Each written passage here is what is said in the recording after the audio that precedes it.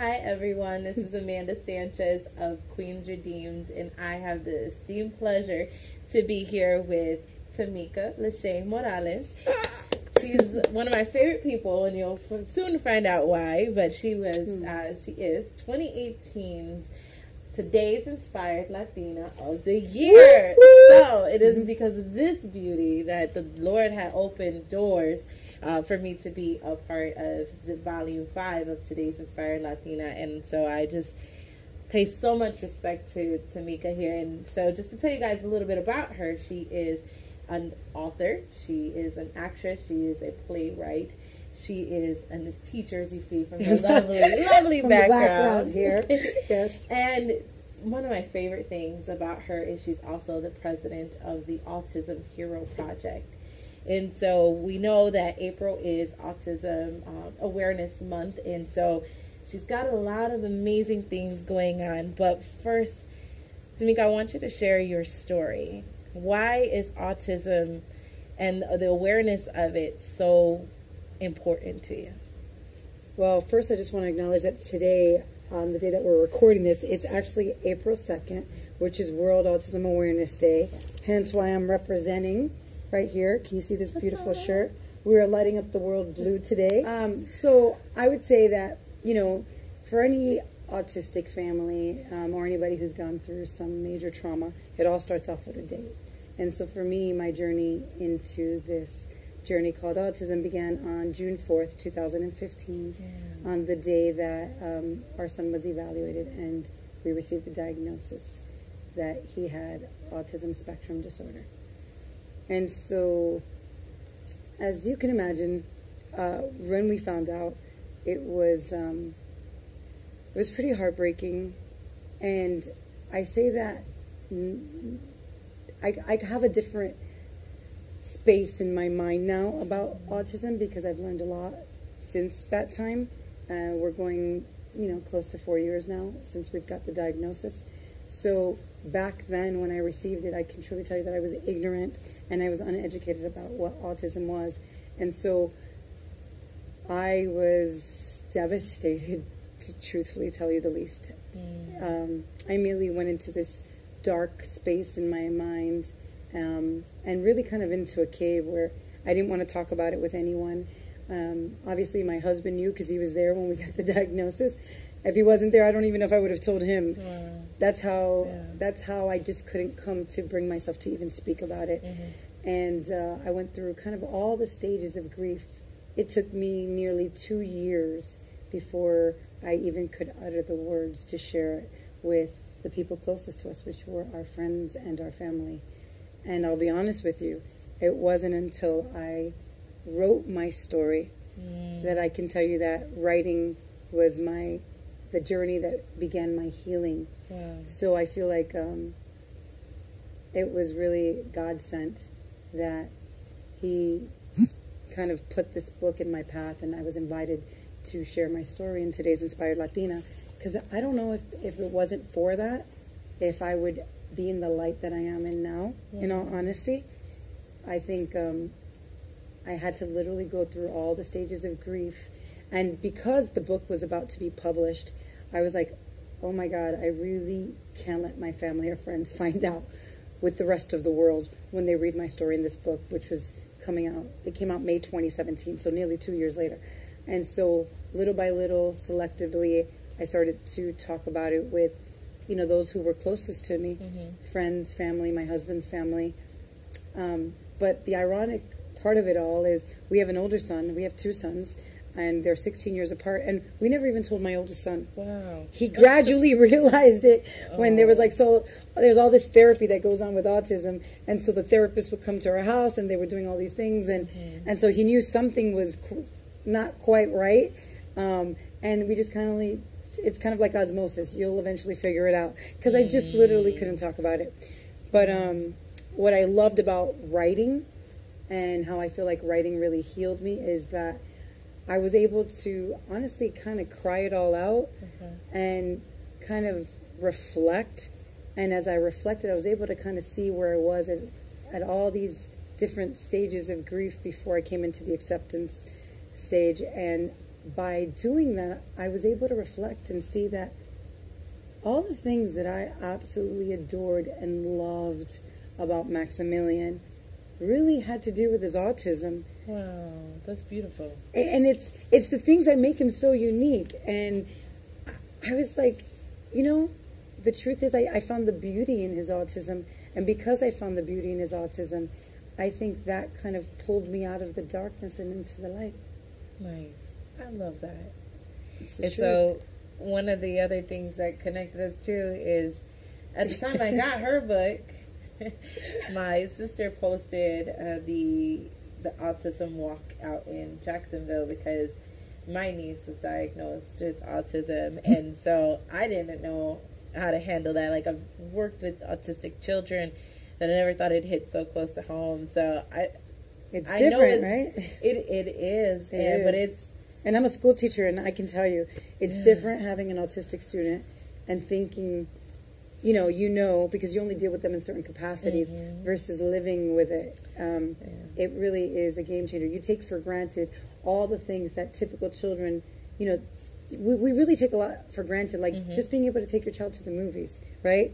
You know, Maximilian, we do it now, but for a while we couldn't do it because he would, you know, talk or blurt out or kind of repeat a lot of the same scenes over and over again, which could be really disturbing. Also, you have therapy, so much therapy. You know, you're getting ABA therapy, you know, 18 to 30 hours, depending on where your child's at.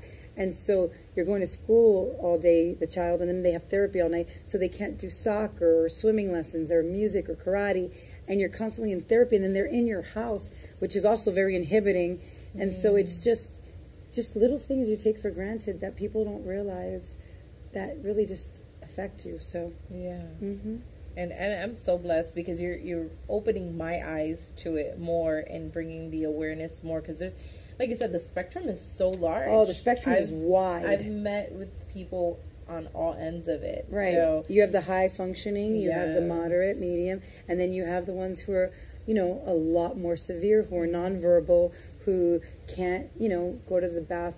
They have to wear diapers as adults, and I mean, it's very severe, and they can't communicate, or because they can't communicate or express themselves, they want the way they would like, they get very aggressive to their caretakers, and so it's really wide. But then also the media doesn't always really reflect also autism, which is another issue about it, because you see shows like The Good Doctor, right? And you see the Rain Man, and you see the accountant, and you see all these stories, but you don't get to see necessarily the severity of it, which, you know, I say if you've met one child with autism, you've done exactly that. You've met one child with autism, because each and every one of them is unique. It's like, and it's kind of like our own children, right? Yeah. It's like a fingerprint. It's very different, and not everything that works for one necessarily works for the other. Right. So there's a big education that needs to happen, but the truth is that it's, even when you think you know it,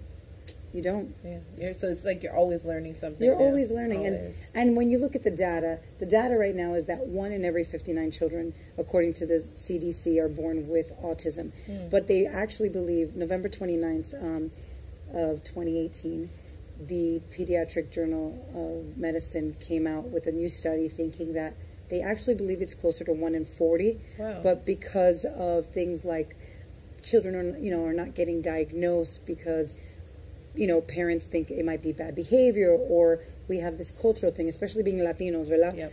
As Latinos, we kind of think that we can spank it out of them, or we tend to be a little more, how should I say, a little more aggressive, the male figure, and we just don't know, or because of financial barriers, we don't have, you know, some people don't have medical insurance or don't have access. And in my case, I'll be honest with you, my son's pediatrician was just saying, he's a boy, he's a boy, he's a boy. And it was really not even me, because I don't think I don't know if I was in denial, but I didn't see it.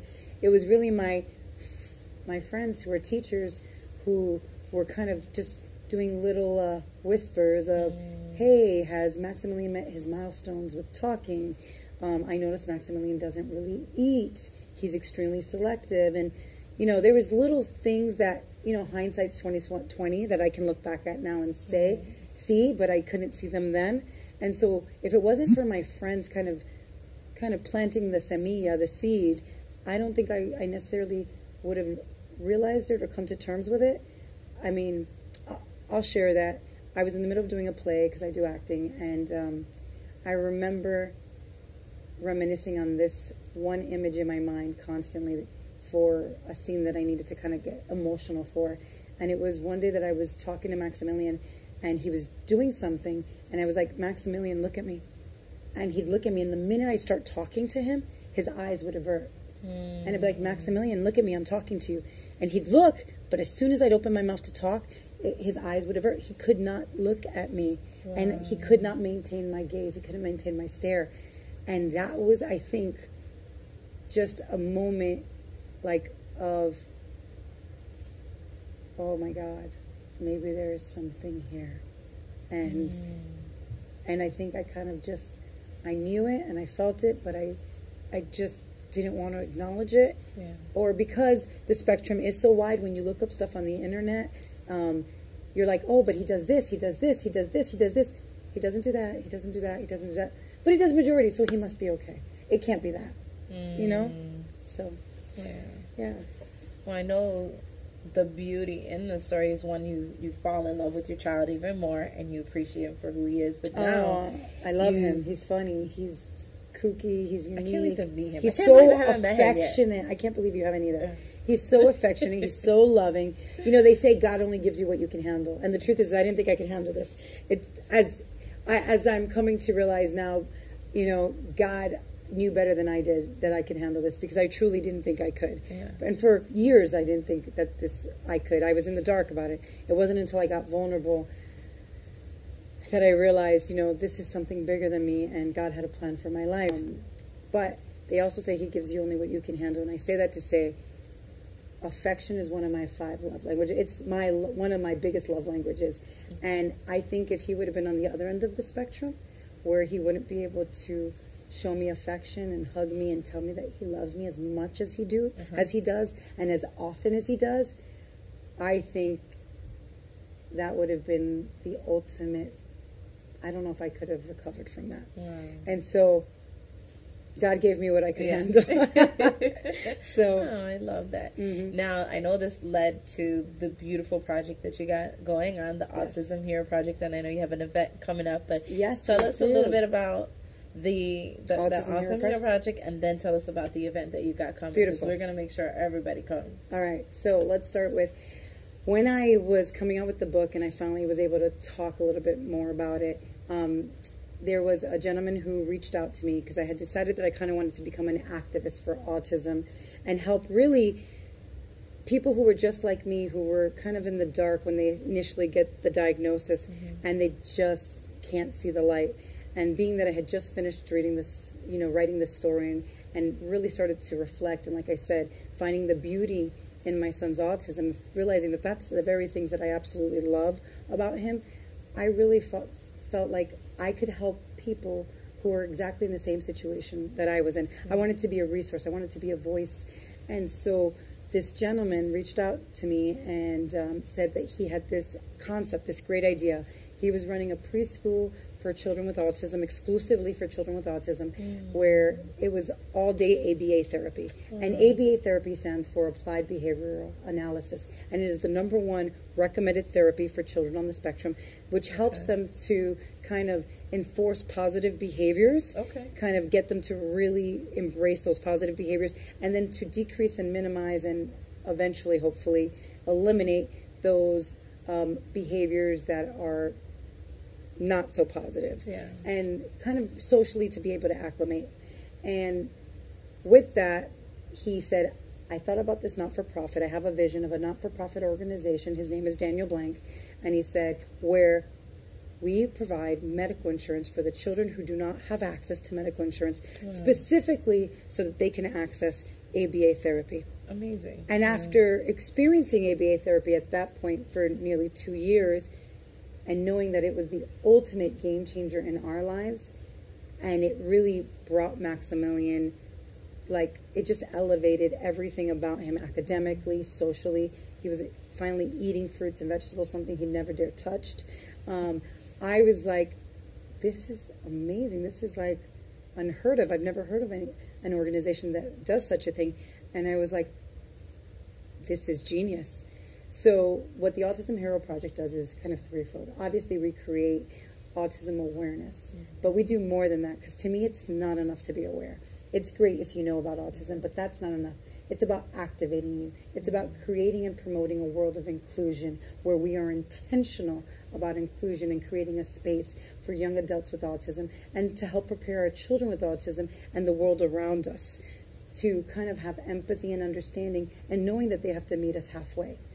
But then, on top of that, what really I think makes us famous is that we purchase medical insurance for children on the spectrum who couldn't otherwise access these therapies. Wow. And we are that financial bridge. We kind of cover that gap, especially when you consider that things like Medicaid and the state health insurance plan, a lot of the ABA providers do not take Medicaid or health insurance from the state. So that's a huge problem. Yeah. So we purchase medical insurance through the marketplace for these children, and we pay their premiums for them just so that they can access the therapies that they need to reach their full potential. Or we purchase it through the parent's employer if they offer an employer plan that will access ABA therapy specifically. Wow, that's amazing. Yes, it is. So if there's somebody in a different state who is looking at this, please, I want you to copy this, reach out to me, because I want every child with autism to be able to get the therapies that they need to be successful. Yeah, because it's so important, and it just, I know we can go on and on about the medical industry because I was in it before, so I know how crazy it can be, but that's... And how expensive it is. Yeah, it's unfortunate that that's not readily, accessible. available. So it's not accessible. This project has to go nationwide. Like it really to. does. This is bigger than me. It starts somewhere, right? It's the seed, and now it's bringing that awareness out there. They say the average cost for a child with autism, just to be able to provide for their needs in a year, is upwards of $60,000 or more, depending on the severity of the child on the spectrum. So, because it's not just, it's ABA therapy, it's speech therapy, it's occupational therapy, developmental therapy, food therapy. I mean, you name the therapy, we're probably on it or have to take it, unfortunately. Yeah. Man, that's crazy. So, if you want to help, though, I want to kind of pivot over to our very next event. So, on Sunday, April 14th, from 1 to 7, we are having the ultimate daytime dance party. Or from 1 to 7 p.m. at Joe's Live in Rosemont. And literally, it is Disco 70 meets Salsa Clásica, right? Staying alive with some Gran Combo, right? Let's get our salsa on. Yes. And it's literally, we're going to have live bands, we're going to have a DJ, we're going to have salsa dancers, we're going to have people we're going to actually have a salsa instructor. So if you're like, well, I don't know how to dance salsa, don't worry, we've got you covered. And we are encouraging everyone to come in your disco best. Wear your afro out, right? Put on your glitter, your bell bottoms, whatever you got to do. Put the pick in your hair, right? Come on out and have a good time as we dance for autism. The tickets are only $25, and your ticket is considered a 100% donation, tax write-off, because we are a 501c3 organization. And so it's a way to support autism, especially in honor of Autism Awareness Month.